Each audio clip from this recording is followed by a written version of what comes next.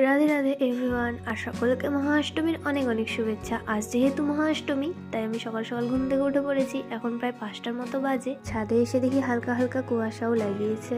তারপর আমি তাড়াতাড়ি কাজগুলো করে নিয়ে স্নান সেরে নিলাম। দেন এখন পুজো দিয়ে নিচ্ছি, যেহেতু বাড়িতে মা নেই, মা দাদু বাড়ি গেছে।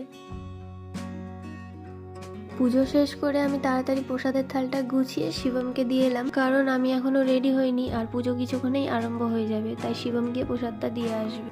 দেন আমি একটা পিঙ্ক কালারের শাড়ি পরে রেডি হয়ে নিলাম অষ্টমী পূজার জন্য। শাড়িটা আমি এক পিন করে পরেছি, আমায় কেমন লাগছে অবশ্যই কমেন্টে জানিও। তারপরে আর দেরি না করে আমি চলে এলাম তাড়াতাড়ি মণ্ডপে। এসে দেখি সবাই চলে এসেছে আর আমি প্রতিবারের মতো লেট। সামনের দিকে তো আর জায়গা নেই, তাই আমি বৌদির সাথে পেছনের দিকে বসে পড়লাম। আর এই পুচকুটা তখন থেকে আমার চুড়িটা খোলার চেষ্টা করছে, কিন্তু পারছে না। এখানে আমরা সবাই বসে অপেক্ষা করছিলাম কখন পুজো শেষ হবে আর আমরা সবাই পুষ্পাঞ্জলি দেবো।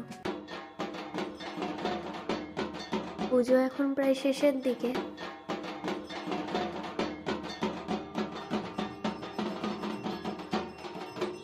এখন পুষ্পাঞ্জলি হবে আর সবাই দাঁড়িয়ে পড়েছে অঞ্জলি দেওয়ার জন্য। এদের দেওয়া হলে আমরা দেব। আমরা যারা বাকি ছিলাম সবাই হাতে ফুল নিয়ে দাঁড়িয়ে পড়লাম অঞ্জলি দেওয়ার জন্য। তারপর সবাই মিলে মাকে ধূপকাঠি দেখাচ্ছিল। আমাদের দেখানো হয়ে গেছিল, আমরা প্রসাদের থালার জন্য এখানে ওয়েট করতেছিলাম। ফাইনালি প্রসাদের থালাটা দেওয়া হলো। তারপর এখন চলে যাচ্ছি আমরা বাড়ি। প্রচন্ড পরিমাণে রোদ্রু থাকার কারণে আমরা শর্টকাট দিয়ে বাড়ি যাচ্ছি। আর পুজোর 1 সপ্তাহ আগে যা বৃষ্টি হয়েছিল, সেই কারণে এই পুকুরের জলটা পুরো রাস্তার সমান হয়ে গেছে। আমার পেছন পেছন আসতেছে শিবম, আর ওই যে সামনে দাঁড়িয়ে রয়েছে ছোট মা।